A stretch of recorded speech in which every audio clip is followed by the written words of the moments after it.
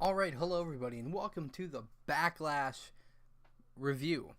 Backlash, for those of you who don't know, is SmackDown's first of the brand split pay-per-views. And there was only 6 matches. And there was a pre-show match. I don't know why there's a pre-show match when you only got 6 matches. I only got to see 3.5 of these, because I had to go to the store and I missed 3 of them. I missed 2.5 of them. The women's elimination title match opened the show. Alexa Bliss was the first one eliminated. She was eliminated by a super spinebuster power bomb, and that is, Natalya had Alexa in a power bomb, and Naomi jumped from the top rope and hit her with a spinebuster. And then Naomi pinned her and eliminated Alexa. Naomi then tapped out to the sharpshooter. Nikki Bella hit a fireman carry to Natalya, and she got eliminated. Carmella attacked Nikki from behind, rolled her up, and eliminated Nikki. It was down to just Becky and Carmella. Becky hit 3 Bexploders on Carmella. She hit the disarmer. She locked in the disarmer, and Carmella tapped out. Becky Lynch is the first SmackDown Women's Champion. We knew this was gonna happen. We did. And I'm so fucking glad it did. She deserves everything. She really does. She deserves it so much. So much she deserves it. I don't know who they're going to put her in a feud with first. I like to see her feud with Alexa Bliss. Honestly. Usos versus the Hype Bros. Zack Ryder tapped out to a single leg crab. Usos move on to fight Slater and Rhino. The match was okay. The Usos are wearing all black now that they're heels. They're not wearing the colorful shorts, and they're wearing shirts now. So, yeah, it's okay. Match was decent. We kind of expected the Usos to go on. Actually, before this match, Randy Orton. Okay, early in the day, Randy Orton was pulled from Backlash because apparently he did not pass concussion protocol tests. I guess he got a concussion either from sometime in between SummerSlam and now, and he was pulled from Backlash. So they had Bray attack Randy Orton backstage, so they had a reason to not have the match. And at that time, I wasn't home when they did what they did. We'll get to that in a second. But at that time, there wasn't a match set to happen. So it was down to 5 matches instead. Miz versus Dolph Ziggler. I watched the beginning of this match, but then I left during it because I had to leave. Miz retains. Thank you. Thank you. Thank you. Miz needs it. Miz is he's doing so good right now. So good. And if you take the championship off him, it's just going to kill his momentum. It's really, his momentum will be shot. And all that, the promo that he did on Daniel Bryan is going to be literally nothing. Talking about killing momentum, Kane versus Bray Wyatt in a no-holds-barred match, and Kane won. Kane, the big red machine, the devil, whoa, what the hell, the devil? The demon. He beat Bray Wyatt on pay-per-view. Kane, the Undertaker's brother, the guy that's been in the been in wrestling for 20 years. You know, Kane, the guy that doesn't need a win. But you killed Bray Wyatt's momentum in a no-holds-barred match. I don't even think Luke Harper came out. I don't know, unless that's how he won. I didn't check. Let's actually click on this. This is good timing, actually. I got to update Backlash results. Let's see. Backlash results 2016.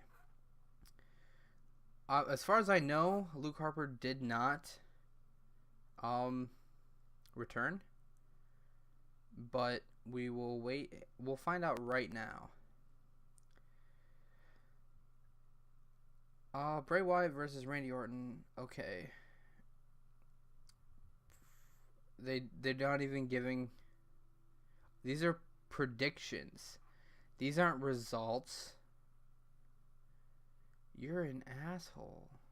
Maybe this is it? Yep. They lied. Those weren't even results. Anyway, Bray Wyatt lost on pay-per-view to fucking Kane. Usos versus Slater and Rhino. I called it. Heath Slater can finally afford to make payments on that above ground pool. He can finally upgrade to a double wide. He can finally provide for his 7 children. Heath Slater's a champ. He's a champ, and so is Rhino. They are the first SmackDown Tag Team Champions. They beat the Usos. I don't know if the match is good or not. All I know is that they beat the Usos, and that's all that matters. That's all that matters. Heath Slater has a job. He is on SmackDown Live for good, and he is a champion. He's a great champion now. Oh, I'm excited. I'm excited for SmackDown. I'm so excited for SmackDown. AJ Styles versus Dean Ambrose for the WWE World Championship. The match was great. Like, it was absolutely great.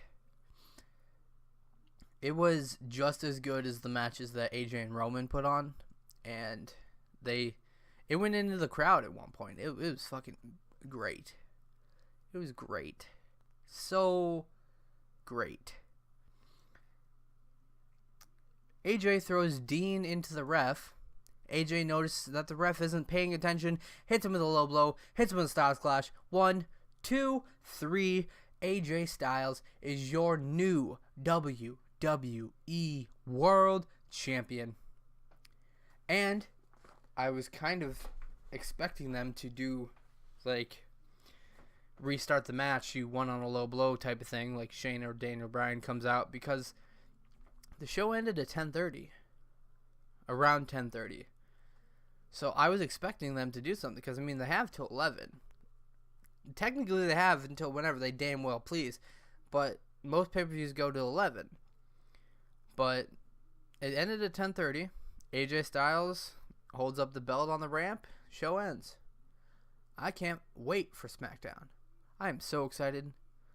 So excited. AJ's the champ. He's the champ. Becky's the champ. Miz is still champ. And they're getting their own cruiserweight division, so they'll have a cruiserweight champ, because apparently Vince wants the same amount of titles, even though they clearly said cruiserweight was going to be specifically Raw. I don't know. So that was Backlash. It was better than I thought it was going to be. Except for the whole fucking Bray Wyatt loses on fucking pay-per-view to fucking Kane. Are you fucking stupid? What is wrong with you? Who does that? Who does that? Who in their right mind thinks, oh, Kane? Yeah, he's only going to retire soon. Let's job Bray Wyatt out to him. It's not like Bray Wyatt's going to go anywhere in this fucking business. No, if you fucking keep jobbing about the Kane on fucking pay-per-view.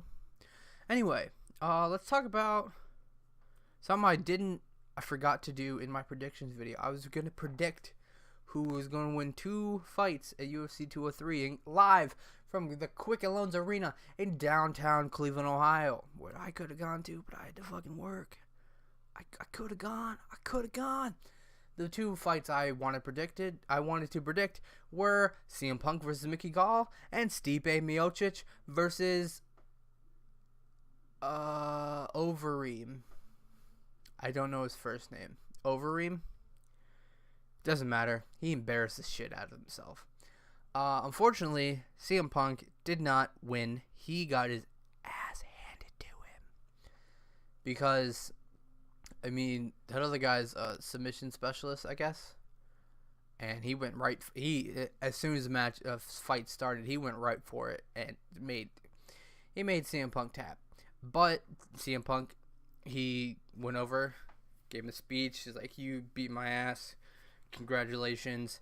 He walked around the octagon with his hand raised, and then gave like a really good speech about don't give up on something just because someone tells you not to. I mean, he's been training for 2 years, and he finally stepped foot in the octagon. He wins, in my book. He wins just by finally stepping foot in the octagon. I was so excited, so excited. I really wish I could have been there. CM Punk, oh my god, that would have been amazing. Cleveland was fucking crazy. If you watched it, you will understand. Cleveland was fucking crazy last night. Because I'll explain that right now. The main event was Stipe Miocic versus Overeem. The reason it was in Cleveland is because Stipe is from Cleveland. I'm pretty sure, went to Cleveland State, which is where I am currently going. So when I graduate, we'll be Vikings together, you know? I mean, I've already got that championship connection with Norris Cole, who won a championship with the Miami Heat. I met him, by the way.